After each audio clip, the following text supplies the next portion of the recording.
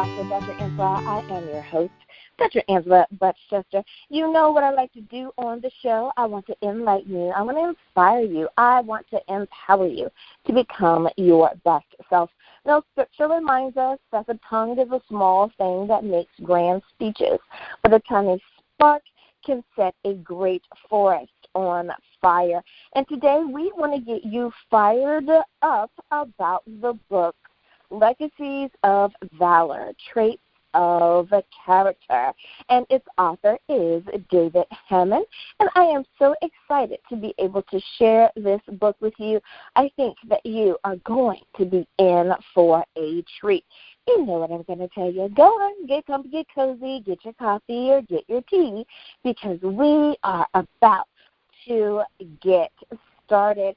Good morning, Dave. Thank you so much for joining me on Daily Spark. Thanks for having me on the program today. I am so happy that you are on today, and I can't wait to pick your brain about your book. But before we do, I want to ask you to, if you would, please introduce yourself to those who may be unfamiliar with you or your work. So what makes David Hammond Dave? That's a great question. Besides being nervous, seriously, this opportunity to be on the radio is to talk about my book and the CD is really a 10-year in the making answer to prayer for me. And that's a long time for a guy that's as impatient as I am. Basically, I've got about 30-some-odd years in corporate America where I pretty much tried to live out the American dream. I have I'm a husband of 42 years, and I have two beautiful, gifted adult daughters. But most importantly, I'm both a child of God and a warrior for the King. But to be perfectly honest, for your listeners, I wasn't born, a warrior for the King. But when I decided to give my life over to God about 30-some-odd years ago, in an instant, I became an heir to the kingdom. And that's a great place to start. Now, being an author, is that something that you always wanted to do, or did you find that it was just the next step for you along your life's path? Well, my background really was marketing communications, so really I wrote marketing messaging and communication strategies for corporations. So I really didn't think of myself as a writer, but I've done a lot of writing. And so about 15-some-odd years ago, I started writing more for fun. Just writing diaries, writing memoirs, writing things of that nature. And it was really in 2012 that I wrote the book initially. So that's my first book, but I'm working on several other projects right now. So it was kind of a next step for me. Now, when it came to the title, did you find that you kind of received the title first and you were able to write the book around the title?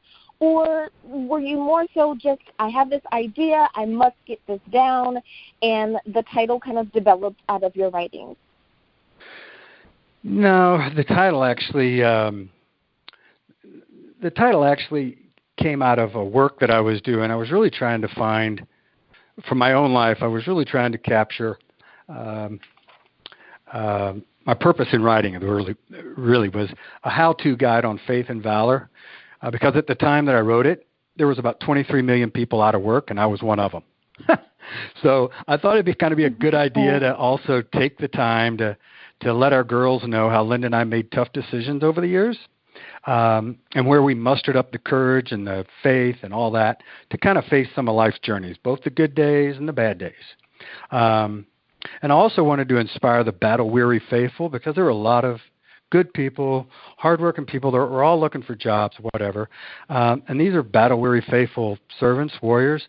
I wanted to get them to re-engage and hopefully ignite a nation to recall faith and integrity and courage and kind of get back in the game. So that's kind of where the study came from, was to try to find Bible characters that would inspire my life. And in the process, I found out that there was a boatload of these warriors and warrioresses and heroes that had more struggle than they had victory. And I found that to be the best part of the story. Mm-hmm. I love that. I love that. Now, as far as the book itself is concerned, is there a particular reader that you want it to target? Is this for everyone, little kids, young adults, seniors? Is it for moms, dads?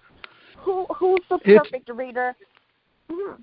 That's a great question, and it's like I said, it was initially written for the people that were out of work, people that had lost hope.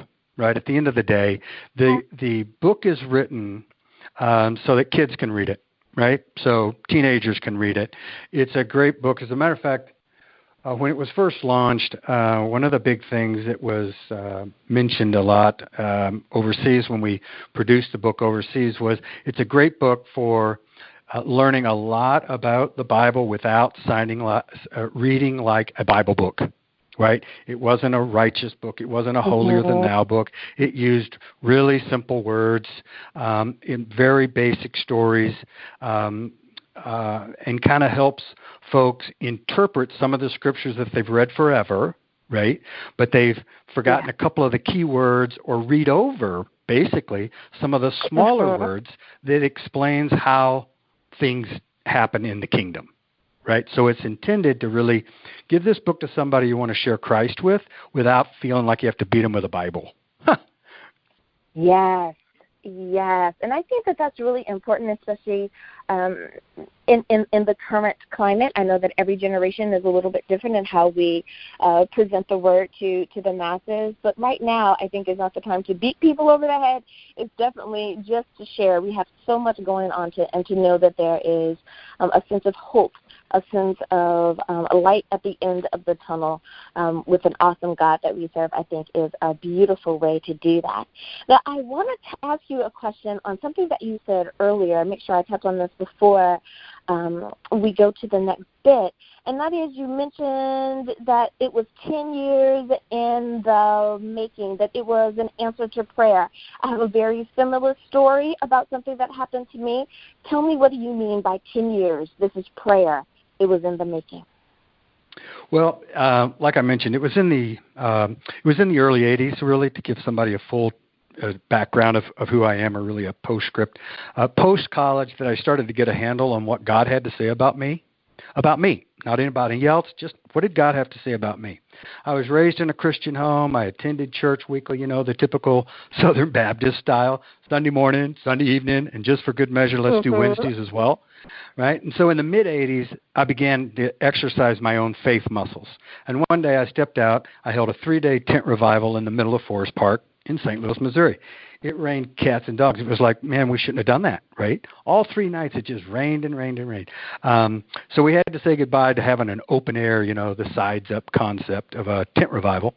And instead we had to lower the walls and hunker down. It was really kind of a survive in place. But that was kind of a first experience that I kind of want to refer to later. And then in 2009, I carried a handful of songs in my guitar case for 26 years. 26 years, right? I wrote these songs at 26. I carried them around for 26 years. And one day I decided to hire some musicians that could help bring these lyrics and my lousy 4 chords that I only 4 chords I knew, to jam them up a little bit for the younger generation, so for my kids would be inspired by them instead of bored by them. And I solicited my older daughter and some Nashville players, and they helped me to record and release the first album, which was Warrior for the King. And so for the past 10 years, I've been diligent to continue to hound God for favor to be able to talk about it, to be able to share it with it, and hopefully get some of the songs on the air. And then your team called up, which was awesome. So for the past 10 years, that's what I meant. I've been asking God to provide opportunities for both my CD and my book to be heard and read, with the hope that people would just get them, be encouraged, uplifted, inspired to carry on, and start to share their own stories of faith with people that cross their path. That's what I meant by that. I love it. And I definitely believe that there's no such thing as happenstance, that everything works according to purpose and kingdom plan. So I had to kind of chuckle at that. I love it. Now, you talked about the CD. Can you tell us a little bit more? We have about 3 minutes left in this part before we have to go to break. But can you tell us a little bit more about the CD portion that you're working on? Perfect. These were dormant for 26 years, as I mentioned earlier, in my guitar case, but it was really more like they were entombed. My wife said, you need to do something with those songs before they just dry up and die. But I was 26 when I wrote the songs, and they were first inspired, right? I was 52, all right, so I just gave my age away. I was 52 before God's timing was right. Before I had enough money to hire people and do this, to put this thing together. And I was actually inspired by to do something with these songs after watching my oldest nephew. He got together and recorded an album with some of his friends, and they created these little albums. They had T-shirts, and they did these concerts, and I went, hey, if they can do it, right? So it's amazing what you can learn from young people. But anyway, obviously at the age of 52, I had no vision or desire to be a recording artist or a wannabe rock star. I simply wanted to share my journey from salvation to soldier to warrior that might help others do the same. Those songs that I wrote, they really helped remind me of who God is and what God had to say about me. And those were some really cool messages that got me through rough spots. And it kind of reminds me, and it's intended to, a warrior for the king is really about being a prayer warrior, right? It's just a play on words. But it's learning how to be a prayer warrior. And to do that, you have to know who you are in Christ. What does God have to say about you? And when things get tough, and they will, you have to be able to stand your ground, right? And, you can do that because where you stand is holy ground. And so that's kind of my mindset. And it took me many years to get to that place. But there you go. I love it. And of course, it makes me think of the praise and worship song. So that is such a beautiful, beautiful segue there. Now, it is time for us to go to break, Dave. But before we do, can you please remind everyone, what is the title of your book? Where can we get a copy? And how do we stay in contact with you? The name of the book is called Legacies of Valor, Traits of Character, the Noble and the Notable, but Legacies of Valor will get it done. And you can buy it pretty much anywhere online, all the bookstores, brick and mortar, or through my website at www.david, C as in Charlie, Hammond, HAMMOND.com. So davidchammond.com. Alrighty, everyone. Now you know where you can get a copy of the book. We'll be back right after this.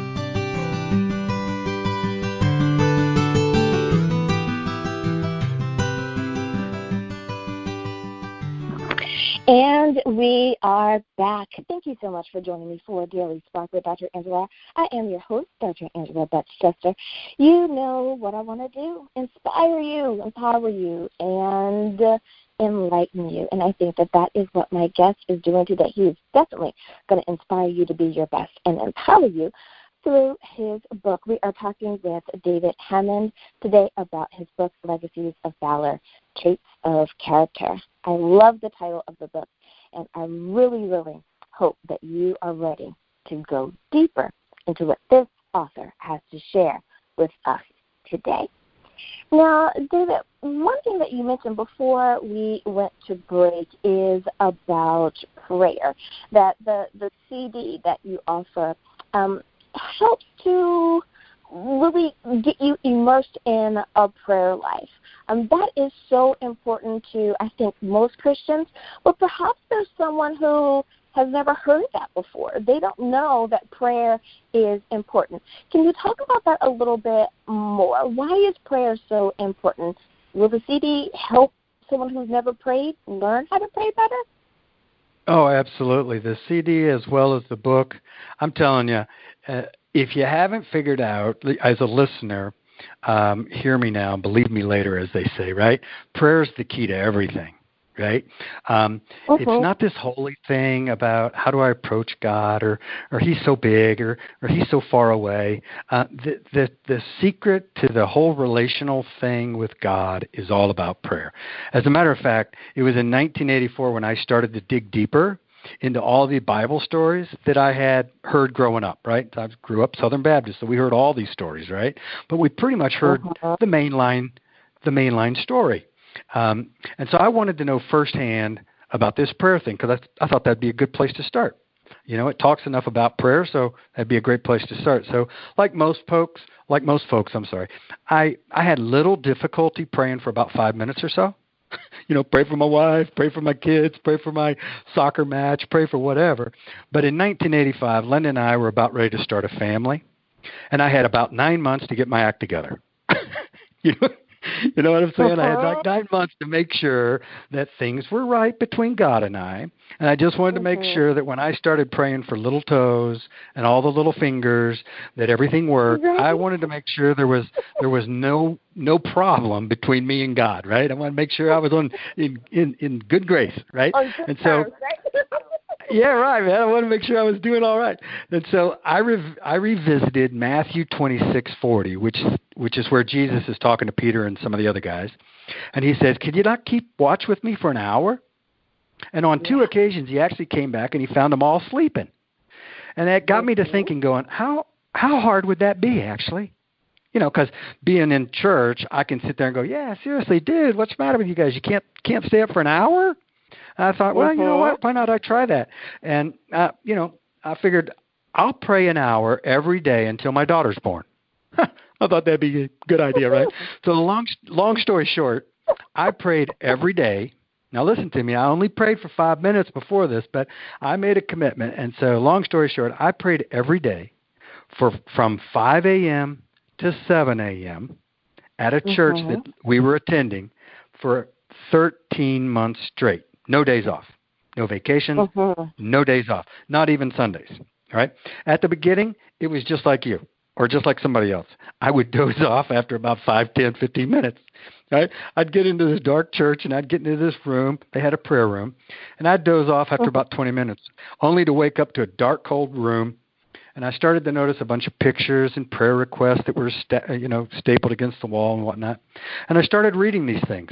And I started praying for some of these folks whose pictures were on the wall that I didn't even know these people, right? But I prayed, I'd read, I'd pace, I'd take a nap, but most importantly, I spent time with God. So this 13-month event, which started as a, kind of a dare, let's give it a try. Why not? Let's give it a try. I refer to that fondly in my book and to other people when I speak as my boot camp. This was my Prayer Warrior for the King boot camp training. This is where I got to learn what God had to say about me, decipher what he meant by it, how to use it, how the kingdom operates, how the words in the Bible works. When the Bible says, you're supposed to speak the truth, the power in that, the power in the word, the encouragement that comes from reading to yourself, talking to yourself about how much God loves you, how much he cares for you, how much he's empowered us, right? When you start to just believe that, your life changes. It just changes. And not from a service, oh, now I've lost all my freedoms. No, just the opposite. You have more freedom now than you ever did because you have power to go with it. Anyway, that's my story on prayer. I love it because it's always interesting to me when I ask those types of questions how the author has an experience. It's like we write a book because there is something that needs to be shared, be it that book then expounds into a CD, a workshop, a seminar, a symposium, whatever it is, that we think that it's one very simple thing, but it ends up being this very beautiful thing that blossoms not only in our own lives, but in the lives of others. In the same way that you thought that this was going to be easy breezy, and it was just going to be this one thing, it turned into this very beautiful thing that has happened to you and how you're able to encourage people to continue to walk in their faith. I love that. Now, being that you are a married man, I have to ask, how did your wife take to you deciding that, I'm going to pray, and this is the plan. This is the action. Sometimes wives can be really encouraging, and they're like, "Go, baby, go. Here's coffee as you walk out the door." Sometimes it's like, "Okay, not a problem. Wake me up when you get back." How did your wife? How did she take to that? How did she encourage you or inspire you to keep going? I'm going to get in so much trouble right now, but I can tell you one thing. My wife wasn't up at 4:30 in the morning to give me a cup of coffee. So she was on the backside of that going, "Hey, I'm glad to see you made it home okay. That's all good." Yeah, I'd get up at 4:30 in the morning. The reason I prayed from 5 to 7 a.m. is that I had to be at work at 8, right? So this was back when I was a working man. And so I had to get, it's kind of like people that work out today. They get their gym either in before they go to work or they do it after work. Right. Well, when you have kids, you don't have time to do anything after work except relieve the wife, right? So I did my praying in the morning, so I didn't get coffee on the way out. Maybe if I'd had that cup of joe, I wouldn't have napped so much. But anyway, she was very supportive, okay? I'm very fortunate and I'm very blessed in that we both have the same faith. So she was raised, pretty much Christian, right? Not a different outside the norm faith. She was kind of, and so when we talk about God and the things of God and what our priorities are, we're on the same page, same exact page. But I know a lot of folks whose wives or husbands are not Christians. And so that is a single person trying to let the light shine. And sometimes their partner doesn't get all excited about the light that's shining in the house, right? And so I'm sensitive to those folks, but in my house, it's not like that. And so I'm very blessed in that arena. I have to get my coffee on the way to work. Right, and I love that you said that, because there's someone who was listening that says, "See, she's real." Like he told the truth. Like he didn't unnecessarily, he didn't lie. He said the truth. No, she didn't, but she was still encouraging. Just because she didn't get up at 4:30 a.m. doesn't mean that she still wasn't my cheerleader. And someone needed. I think you know what? Wow. I think it's funny. I think Jesus could show up at 7 o'clock, and she probably would not get up for that. I'm giving her a hard time. She's a sweetie. I've been married 42 years. I should be okay. Yeah, I think you're going to be fine. But I love that. I love that you guys are real people when it comes to it, because so many times, especially on social media, our young people get a filtered version of life. They get a version that has so many the light is planned just so everything seems like it is just absolutely spot on, and that's not necessarily the truth. And like you said, once you've been married in double digits, you are definitely been married longer than I have. But once you've been married double digits, there's a truth. There's a real that just comes about, and I think that it is quite refreshing, because someone needs to know that you can still be just you with your spouse, and they will definitely love it. I love that story. Now, speaking of creating that sense of balance and making sure that we know what we need, what we can do, what we can't do, you kind of talk about that as, or you reference that as like a recipe for making sure that everything is the way that it should be or could be. Can you tell us a little bit more about how you address that in your book, Legacies of Valor? Sure. It's really kind of about the whole continuing on this theme of prayer, right? It seems the more detail that we can, so what I learned over the years is that the more detail we can incorporate into our prayer lives, right? So first you have to know who God is. What does God have to say about you, right? Get past all of the, please forgive me for being a, conehead, or, just, right. You got to trust God, right? You get past all of that to where you're now having you understand how you have a conversation with somebody that's so expansive, so far away, but yet so very close. How do you have a conversation with God the Father? of the whole universe. I mean, seriously, you have to, when you get to that place and you go, wow, this is how you have a conversation with a guy like that, right? Then you learn to incorporate into your prayers. It's easier to know when prayers are answered, the more detail you can put into your prayer, right? Because when those details start to come through as answers, you realize, holy cow, this is big, right? The bigger and the bolder the prayer, the deeper and the richer your faith has to be, right? I mean, it's easy to say, just hope her sickness goes away, hope her temperature comes down. Well, yes, so does everybody else. Christian and non-Christian hopes the temperature will go down, dude. That didn't take anything, right? But the bigger and bolder the prayers are, the deeper and the richer your faith has to be. Like the Bible says in Hebrews, that faith is, the word is an equal sign. So this is a math equation. Faith equals the substance of things hoped for. So faith is a substance, right? It's things that it hasn't occurred yet.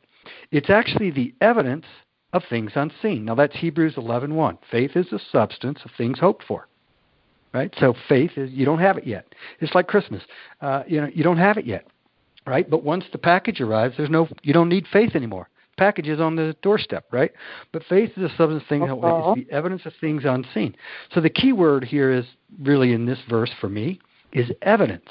Our faith, which we don't have any vision of, but our faith is the evidence, right, before anything arrives, right? It goes on to say, but without faith, it's impossible to please him. For he that comes to God must do a couple things, right? Believe that he is, and that he's a rewarder of them that diligently seek him, right? So if we're looking for a formula or a recipe, and I use a lot of formulas and recipes in my book to kind of help people break down a complicated scripture that's kind of hard to get until you go, that's what it is. I can do that. That's baking a cake, right? So the recipe here would be you need a cup or two of diligence, right? You need a quarter, a gallon, or maybe a whole refrigerator full of belief that God is, and, not but, and that he's a rewarder, not a punisher. The Bible doesn't say he's a punisher. It says he's a rewarder. And you need a few good pinches of some mustard seed faith, right? So there's your recipe. You need a little diligence. You need to have some belief. You have to take the word as it's written. He's a rewarder, not a punisher. I can't tell you how many people I've talked to that they'll start that, well, I don't pray like that. I don't feel that righteous half the time, Dave. And I'm going, well, welcome to the crowd. Welcome to the crowd. There's not a single person, including myself, that's righteous. But once we understand that righteousness is nothing more than being in right standing at a given point in time, that's all it means. You're in right standing. So the minute you go, I need God's help, you're in right standing. The minute you open your Bible and start to learn something more about God, you're in right standing. That's exactly where he wants you to be. You couldn't get any more righteous if you'd been zoomed out of here and stand in front of the throne room. Right? I mean, that's about as good as it gets.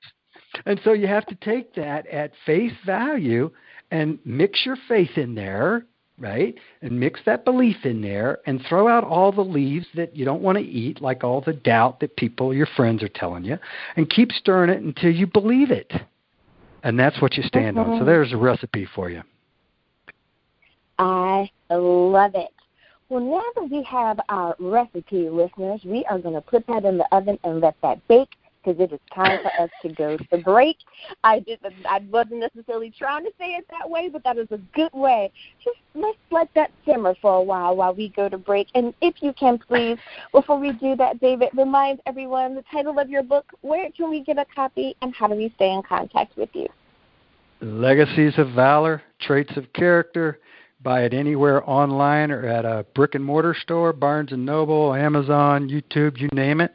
Website is www.david, DAVIDCHAMMOND.com, davidchammond.com. Thanks. All righty, listeners, we'll be back right after this.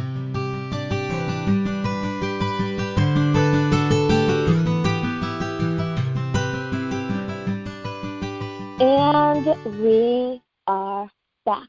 Thank you so much for joining me for Daily Spark with Dr. Angela. You know who I am, Dr. Angela Butch-Stufy. My guest today is David Hammond, and we are talking about his book, Legacies of Valor, Traits of Character. And I love the title of that book.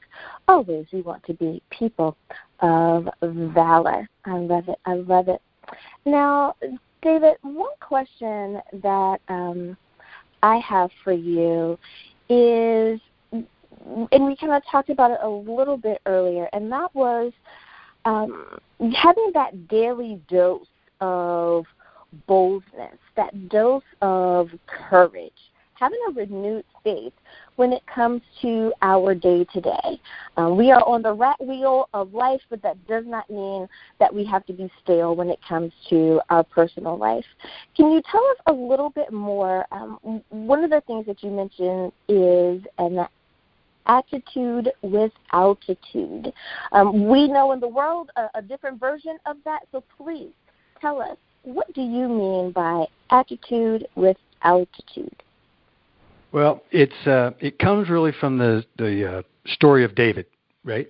So there's so much we can learn from David. So David was nothing more than a shepherd boy, right, who became a DoorDash delivery guy, right, who then later on became, King David, right? So I'll bet most of your listeners didn't realize that he was a DoorDash guy, but early on in his life. Yeah, I know. I mean, they didn't call it DoorDash back then. They just called it, you've got an errand to run.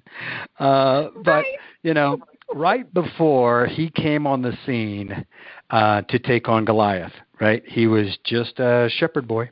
He was the youngest of 8 guys, 8 brothers, and his dad sent him with a backpack full of cheese and bread to take to his brothers. So there's his delivery. He had no armor, no battle chance, no assembly of well-wishers cheering him on along the way throughout the, lining the path.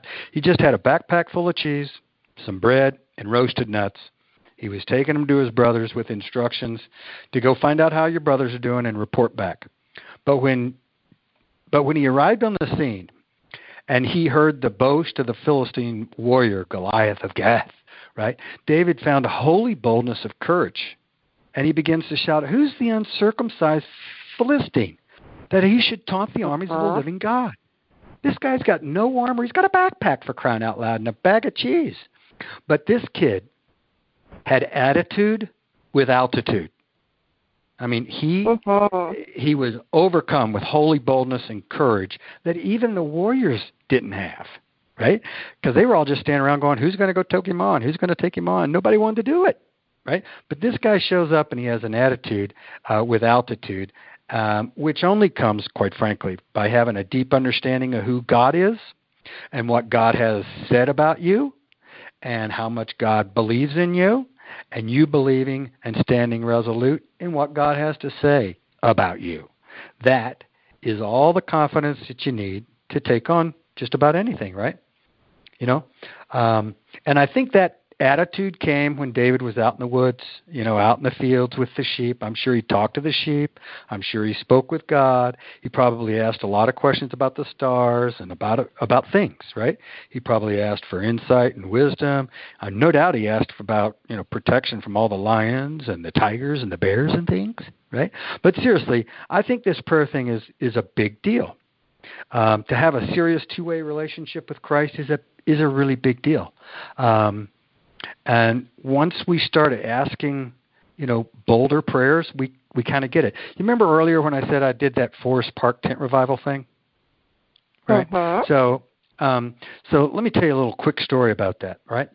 So I could have had a Bible study at any church, right? Anywhere, in my basement or someplace. But I wanted to attract folks to a non-denominational message without, having them prejudge the venue, right?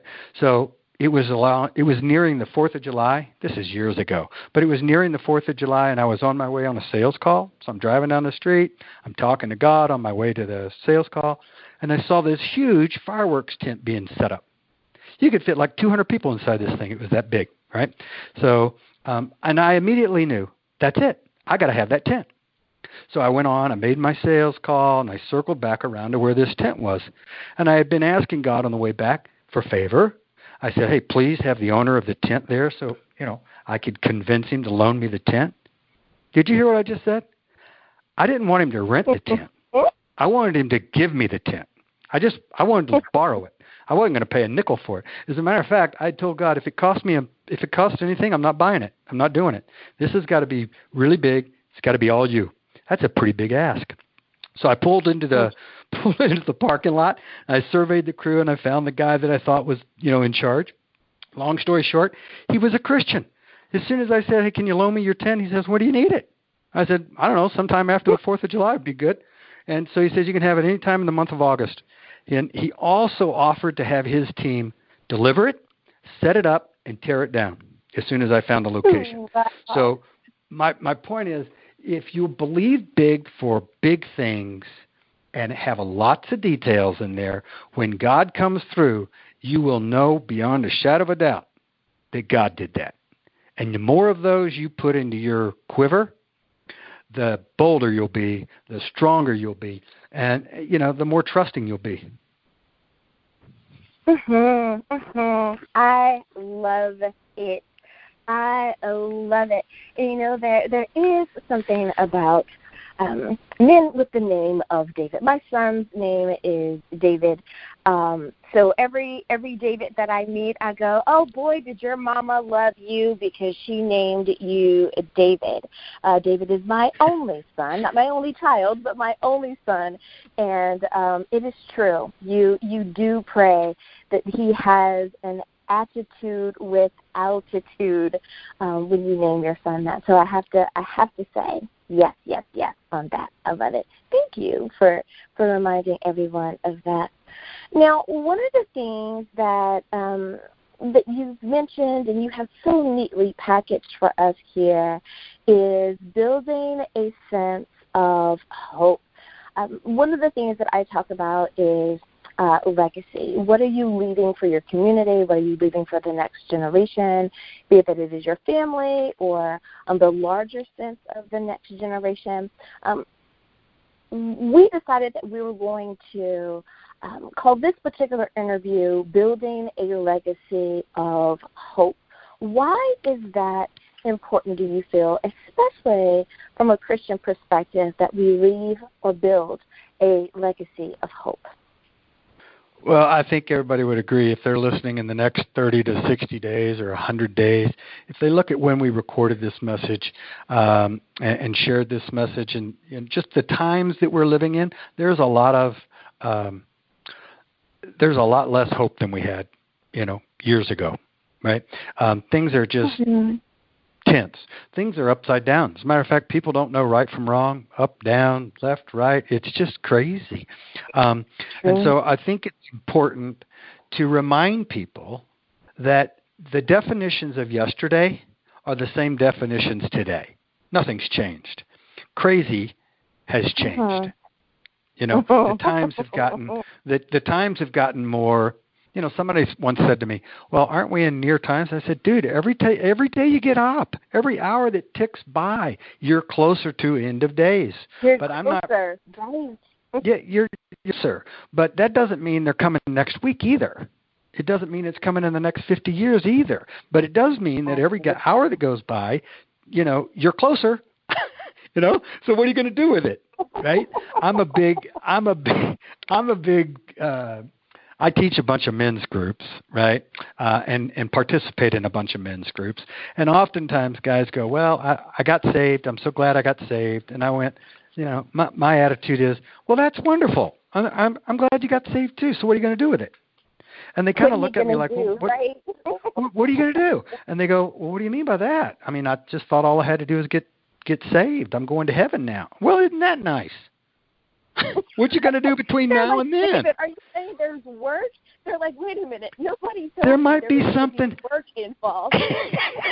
Yeah, but it's not hard work, and it's not painful. It's actually a privilege to be able to say, I get it, and I'm in. Count me in. I want to be part of that action because that's where the that's where the fun starts, right? That's where it all begins. Yeah. It really does. It really that's does. That's part of the whole. Yeah. Mm-hmm.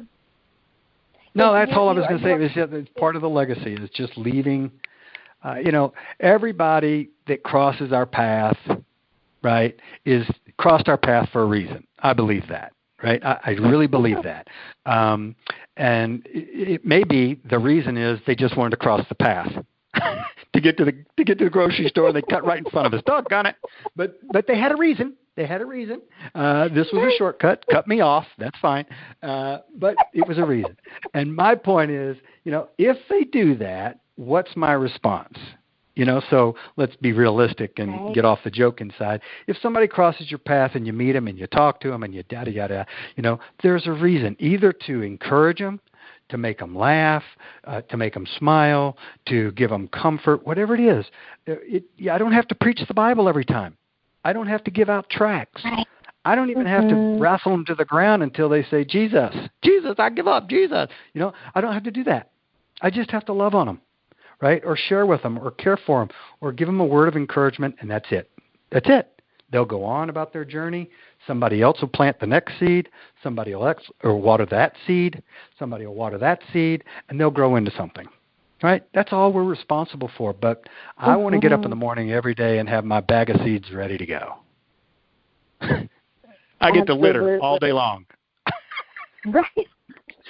I just walk around littering everybody's path. I love that. But that is such a great illustration, and you are so right.